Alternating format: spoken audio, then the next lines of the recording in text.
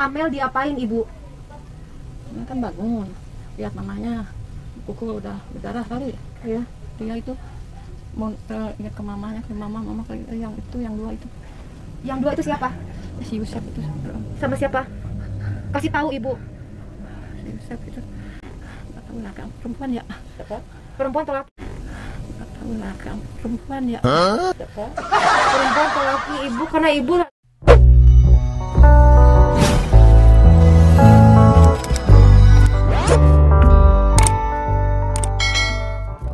Awal dari video ini tadi ada Mbak Poppy Amalia yang mewawancarai ibunya Danu. Ibunya Danu ini kalau di dalam video tadi sepertinya kerasukan. Ceritanya kerasukan dari arwah Ibu Tuti. Yang membuat saya tanda tanya, teman-teman. Kalau arwah yang sudah meninggal, memori ingatannya itu stop saat dia meninggal. Kejadian setelah dia meninggal, dia tidak tahu. Lah, yang tadi ditanyakan oleh Mbak Poppy Amalia, siapa yang membunuh Amel? Dia bisa nyebut nama, padahal saat itu Ibu Tuti sudah meninggal. Dari siapa? Dia tahu kalau yang membunuh adalah Pak Yosep. Saya membaca ada kebohongan di sini. Kebohongan dari ibunya Danu yang mengarang cerita seperti itu. Buat kalian yang kurang paham masalah kesurupan, karena orang awam ya maklum. Tapi kalau saya atau orang paranormal yang lainnya pasti sudah paham ciri-ciri kesurupan itu seperti apa. Kalau kesurupan bangsa jin, dia bisa panjang memorinya, bisa tahu apa saja. Tapi kalau kesurupan dari arwah orang yang meninggal, memorinya stop saat dia meninggal. Menurut ceritanya, Ibu Tuti meninggal saat dia tidur. Nah, setelah dia meninggal, dia tidak akan tahu kejadian-kejadian apa saja yang ditanyakan. Kok malah cerita Amel begini, Amel begitu. Nah, yang ingin saya bahas di sini adalah apa sih, ada tendensi apa sih ibunya Danu ini bicara seperti itu? Apakah dia diarahkan seseorang, ataukah itu inisiatif sendiri, ataukah ada rahasia yang disembunyikan? Ini tadi tentang ibunya Danu. Ada lagi yang saat ke makam, juga ada seperti yang kerasukan. Tapi saya bilang itu bukan kerasukan. Kalau depresi mungkin. Karena kalau kerasukan, gestur tubuh, suara itu beda semua. Yang saya lihat itu adalah suaranya sama. Mungkin depresi atau tekanan pikiran juga mungkin. Lah yang anehnya kok ketepaan saat dia bilang Yosep, ada yang ngesot, ada yang ngamerain, ada yang mail videoin. Tujuannya apa coba? Apakah ibu-ibu ini ada yang mengarahkan atau tidak? Karena begini loh ya teman-teman, kasihan sekali loh yang meninggal ini saudara kandungnya.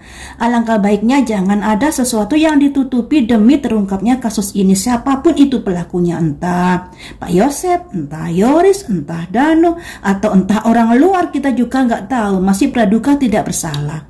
Walaupun dari keluarga-keluarga ini memiliki banyak kecurigaan yang membuat kita menjadi menduga-duga, penonton ini menduga-duga karena memang banyak kejanggalan dari pihak keluarga itu sendiri ya.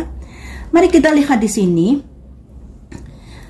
Ada tendensi apakah Ibu Danu ini sampai mengatakan di depan Ibu Tuti bahwa dia kemasukan arwahnya, di depan Mbak Poppy Amalia, sampai dia bilang dia kerasukan awalnya Ibu Tuti, padahal tidak kerasukan itu. Mari kita lihat di sini ya.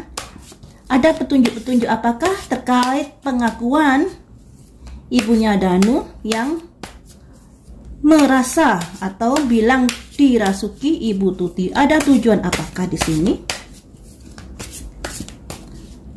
Satu kartu. Ada simbol 4 cangkir. 4 cangkir ini simbol dari selebriti atau simbol dari sebuah pesta atau simbol dari sukacita. Mengapa dia bilang kalau dia kerasukan Ibu Tuti? Karena ada sesuatu yang ingin digapai, yaitu sebuah sukacita, sebuah sebuah kesuksesan seperti itu. Satu kartu lagi. Ada kaitannya dengan raja koin, teman-teman. Raja itu pimpinan. Raja itu kepala yang membawa koin.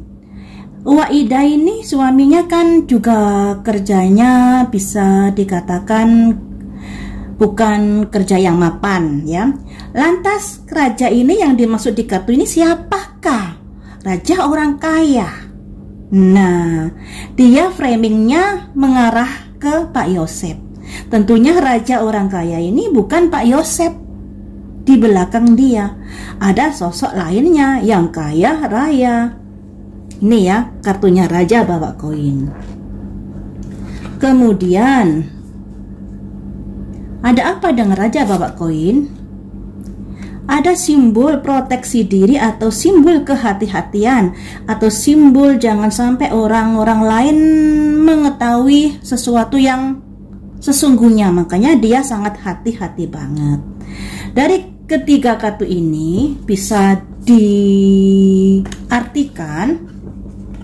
ya, ada simbol kerjasama. Ada dua orang laki perempuan sedang berpesta. Ini simbol dari sebuah kerjasama yang ada kaitannya dengan raja koin ini. Dan raja koin ini berharap ada proteksi atau ada menjaga jarak terkait yang ada sesuatu dengan misteri kematian Ibu Tuti dan Amel. Simbolnya raja koin. Kemarin itu juga simbolnya raja. Sekarang rajanya keluar lagi. Ada raja koin, raja yang kaya raya. Siapakah raja di dalam kasus ini? Ayo coba kalian berpikir.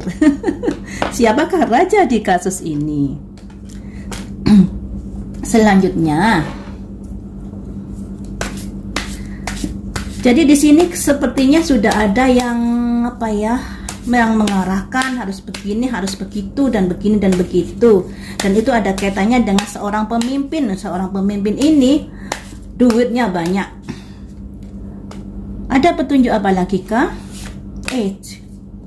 Ada simbol semangat, juga ada simbol burung, simbol seorang tentara memegang pedang, semangat untuk bertempur, dikarenakan ada kabar-kabar atau dikarenakan ingin menyuarakan sesuatu, semangat. Jadi orang ini bisa diartikan ibunya Danu ini adalah prajurit, atau menurut perintah dari si raja ini tadi.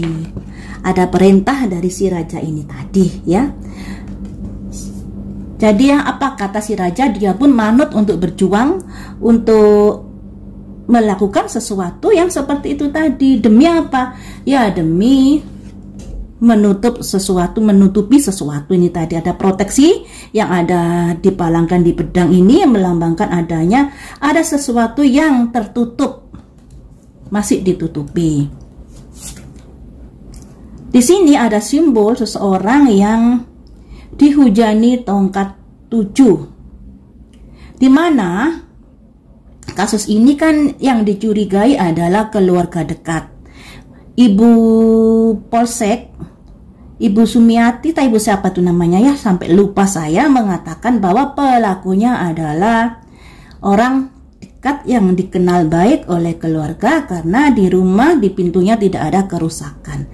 Dan ucapan dari Ibu bukan Sumi Hastri, ibu siapa itu ya, dan ucapan dari ibu polisi tersebut membuat dari keluarga, baik keluarga inti, keluarga jauh, baik keluarga Ibu Tuti maupun keluarga Pak Yosef, semacam ada hentakan di dalam hidupnya. Semuanya dicurigai, termasuk juga dari keluarga Danu ini. Ada dihujani tongkat yang artinya banyak kecurigaan yang ditujukan kepadanya.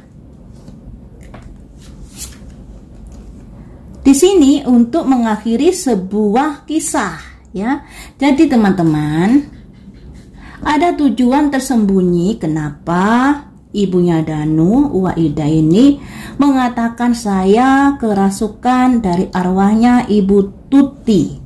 Padahal nggak kerasukan. Itu hanya pikirannya sendiri. Kenapa pikirannya bisa begitu ya? Karena ada sesuatu yang disembunyikan ini tadi. Sesuatu yang disembunyikan, dan ini ada kaitannya dengan seorang raja membawa koin. Arahan dari seorang raja membawa koin. Siapakah ini? Lagi-lagi raja koin, lagi-lagi masalah duit yang jadi pemikiran di kasus ini.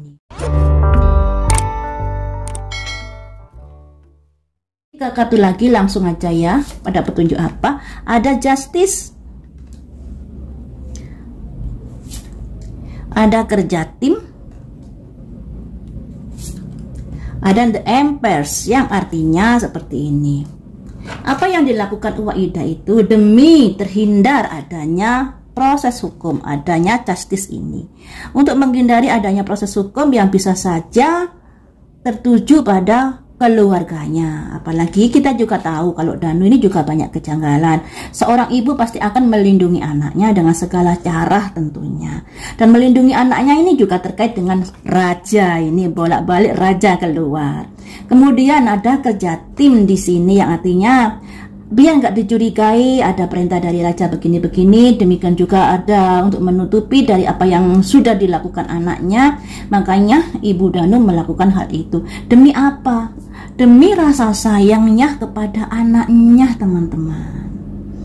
Demi rasa sayangnya kepada anaknya yang begitu besar, dia sampai melakukan kebohongan seperti itu. Mengapa sampai dilakukan? Ya karena rasa sayang. Apakah anaknya bersalah? Apakah anaknya ini terkait dengan kasus ini? Ya kita masih belum tahu. Tapi yang kita tahu bahwa Danu ini ada DNA di putung rokok, digigit anjing, juga ada bercak darah di bajunya. Ini aja sudah membuat kita menjadi wah kok begitu. Jadi praduga yang macam-macam terhadap Danu toh. Ditambah lagi teman-teman, ini saya dapat kabar-kabar dari dulu sebenarnya ya, dari info dari orang penting yang terkait kasus Subang ini, bahwa Upin Ipin, saya bilang aja Upin Ipin, setelah adanya forensik kedua, hanya Upin Ipin yang dipanggil, dimintai keterangan kala itu di kepolisian. Upin Ipin ini siapa sih? Ya kalian kira-kira sendirilah, yang selalu gandeng renteng saat itu, saat awal terjadinya peristiwa ini, kemana-kemana bergandeng renteng Upin Ipin itu ya. Hanya Upin Ipin, dua laki-laki yang masih muda-muda ini yang dimintai atau dipanggil kembali di kepolisian untuk dimintai keterangannya. Ya bukan orang tua tapi orang muda, laki-laki muda, saya sebut saja Upin Ipin, yang dipanggil dimintai keterangannya di kantor kepolisian. Dan itu sampai lama sekali, bahkan sampai minta dibawain baju karena lamanya. Tapi yang nggak tahu lagi kok sampai saat ini masalah ini masih belum kelar juga. Itu yang membuat kita menjadi waduh kok begini ya, padahal banyak sekali kejanggalannya yang sudah terungkap, yang sudah dipublikasikan oleh YouTuber Subang yang begini, dan itu sangat membantu sekali dalam pengungkapan kasus ini. Tapi sampai saat ini juga masih aja belum ada ketetapan. Namun menurut prediksi saya nanti akan ketahuan siapa pelakunya. Kita tinggal menunggu waktu saja. Beberapa kali saya prediksi hasilnya akan ada penetapan. Itu yang membuat saya optimis dan semangat lagi dalam mengawal kasus ini yang tadinya sudah melemah. Kemudian setelah ada pemanggilan dari Kapolda ya yang saat ini ya, itu membuat saya semakin giat kembali dalam pengawalan kasus Subang.